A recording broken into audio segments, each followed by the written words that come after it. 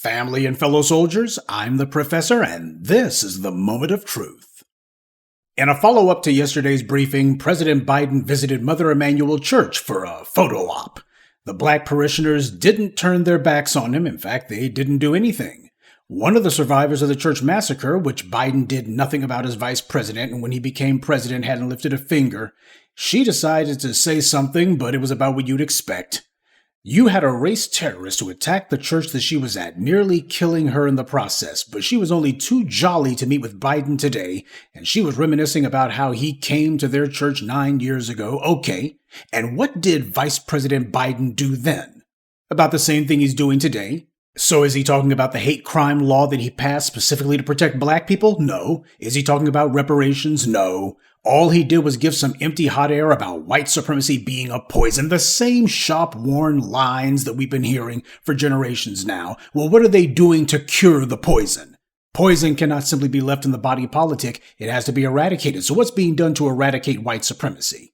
Nothing. Certainly not from this guy. He showed up to get some votes, to give a stump speech and say, vote for me. That's it. It was purely selfish, and he made no bones about it. Quote, 2 days after the service of Reverend Pinckney, my surviving son and I came back. My family and I worshiped with you here at Sunday service to show our solidarity, but my family also needed to be healed. We didn't realize how badly. Just 22 days before, we had buried my son, Beau. Notice how Biden pivoted from talking about the survivors of the massacre that he helped to enable to talking about himself and his own family. After all, he wasn't there for the black parishioners. He was there to promote himself. And for him to claim that his family needed healing and his son had died a few weeks before he came there, I mean the pure insult. His son Beau wasn't murdered. His son Beau wasn't killed by some white supremacist animal. His son died of natural causes. Biden and his wife and his kids, they all had plenty of time to talk to his son before he died. He wasn't suddenly snatched away from them with no warning whatsoever. When Obama was president and Biden was his VP, their ATF allowed Dylann Roof to get the guns that he used because, as always, these white supremacists can have felonies and arrests, and yet that never stops them from being able to get guns. They always get through the background check time and time again. Beau Biden didn't die because his father allowed some murderous racist to get his hands on guns. But the parishioners at Mother Emanuel Church did die for that exact reason. So for Biden to take their grief and turn it into his soapbox, well, that's what I expect from a functioning sociopath. And you have this survivor of the massacre that Biden enabled, did nothing to respond to, and she's saying he came to be with us in our time of grief, so I figured I would be here in his time to campaign. This is a suicidal level of foolishness. Biden only showed up to that church because that's what these politicians always do after a mass murder. Had it not been for the fact that it was the site of a mass shooting, he wouldn't have been there at all. This happened in a church, and a black church at that, so obviously Biden's boss, Obama, had to show up because the 2016 election was just around the corner. The black people out there can convince themselves that this was some act of moral conscience on Biden's part, but in reality, it was just another political PR stunt, just another photo op. And this woman, she sounds like a DNC plant the way that she's talking. This all looks like someone who's part of the local Democratic campaign committee. Biden came to their church 9 years ago, so now she wants black people to feel obligated to vote for him? The manipulation couldn't be more obvious, mainly because of how poorly it's being done. Black people owe Joe Biden nothing. He's the one who owes us. Black people made him president 3 years ago and even handed him complete control of both houses of Congress. And what did Joe Biden do with that power that we gave him? What did he do for Mother Emanuel Church with the power that we gave him 3 years ago? Nothing. During his entire windblown speech yesterday, what did he say he was going to do? Nothing. So what's the point of even having him there? Nothing. These black baby boomers always want to make a show of how loyal they are. They're always looking for a pat on the head. Loyalty is a two-way street. If the other person's not doing anything to earn or deserve your loyalty, then what are you doing? You're being used. That's what. Now, none of the parishioners at Mother Emanuel Church decided to protest or turn their backs on Biden or even give a peep of discontent. But that's not to say that there weren't any protests going on in that church yesterday, because there were some white people in attendance who decided to protest Biden and demand a ceasefire in Gaza. They had no concern for the black parishioners around them or the fact that that was the site of a mass murder. Considering that it was a white man who murdered those 9 people 9 years ago in that very church, It says a lot that you had some white people who went to that black church, probably the most time they've ever spent around black people, and they did it for one reason only, so they could ignore the lives of the black people who were murdered in that very room they were standing in, and instead they could go ahead and bring attention to non-black people. They weren't there to demand reparations, or to demand a hate crime law specifically to protect black people, or anything to benefit black people. They went to a church and began yelling and being disruptive for people on the other side of the world. As if you got to go all the way to Gaza to find people who are being murdered by a government. You can find them right here in the United States. Does anyone remember that time that the Palestinians or any of their white supporters ever disrupted the proceedings at a mosque or a church or any other function so they can make demands on our behalf? Me neither.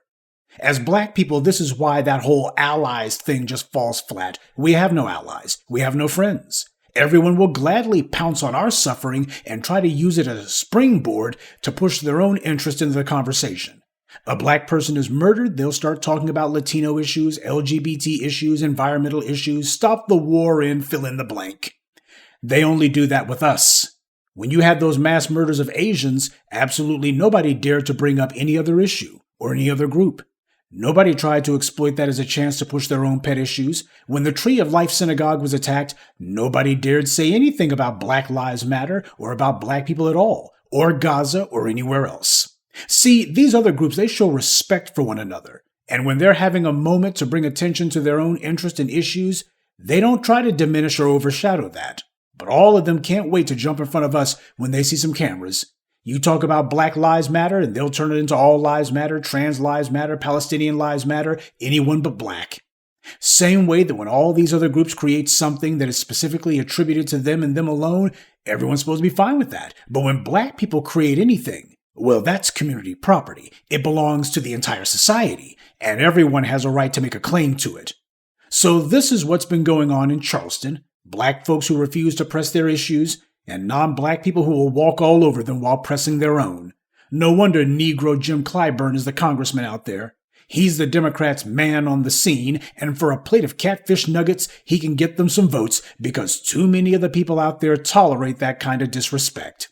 The only reason Biden was there yesterday was because that was the site of a church massacre. He hadn't been there before, and he's not coming back in the future either. He needed some Negroes to be his backdrop for this photo op, just like Mike Bloomberg did when he went to Brown Chapel AME Church down in Alabama. So you see, whether it's the Democrats or the Republicans, whether it's during primary season or general election season, they all operate out of the exact same playbook. Biden came to town to take advantage of a tragedy, and they allowed it to happen. And we see this attracted other self-interested opportunists like cockroaches, and the parishioners didn't have a problem with that either.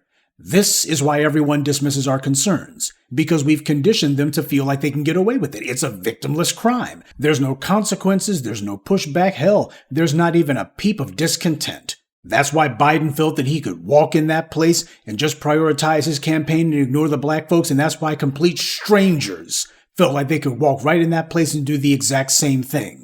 You're not going to undo generations of programming unless you aggressively and consistently establish what the new normal is. And people are going to want to test us to see if we're going to keep checking them, or if we just had a momentary bout of indignation. In Alabama, they passed that test. In Florida and in Charleston, they failed it. Now, before the defeatist dummies in the comments get started, you'll get blocked if you bring that, "Oh man, see, this is why black folks ain't never gonna get nothing, see?" We don't do that kind of talk around here. Empowerment means that you find weaknesses and root them out. You get rid of the weaknesses. You don't look for excuses to say, "I can't." You see, that's how you make an organization strong and how you keep it strong. It's a perpetual process.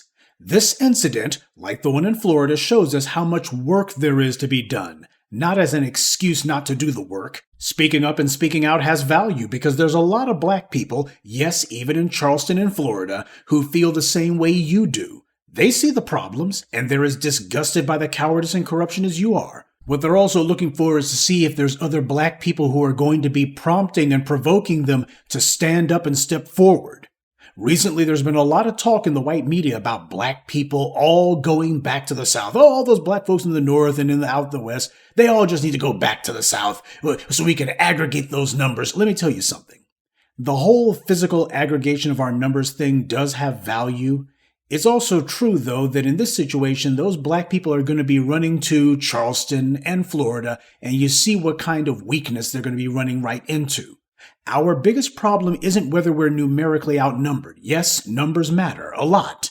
But organization, that matters a hell of a lot more. As H. Rap Brown said, our enemy doesn't have us outnumbered. They have us out-organized. To think only in terms of numbers and geographical proximity to one another, that's short-sighted. Black people need to learn to get on code where they are and stand on principle. Because no matter where you decide to concentrate our numbers, no matter how many of us are there, if we're still allowing goofy stuff like Biden's visit to happen, and we're not making it clear that they better show up with our tangibles or not show up at all, if we don't impose consequences for disrespect, if you think just having black folks all leave Newark and Boston and other racist outposts and come back down south is all it's going to take to solve our problem, then you're just preaching to the choir. Good day, and be one. I'd like to take a moment to mention some of our contributors. Frederick Richburg, Murad Campbell, Black Voltron Reloaded, Brenda Starr, and Johnny J. Martin. Salute to them and thank you to everyone for listening, liking, and sharing this message. Black empowerment only exists because of you.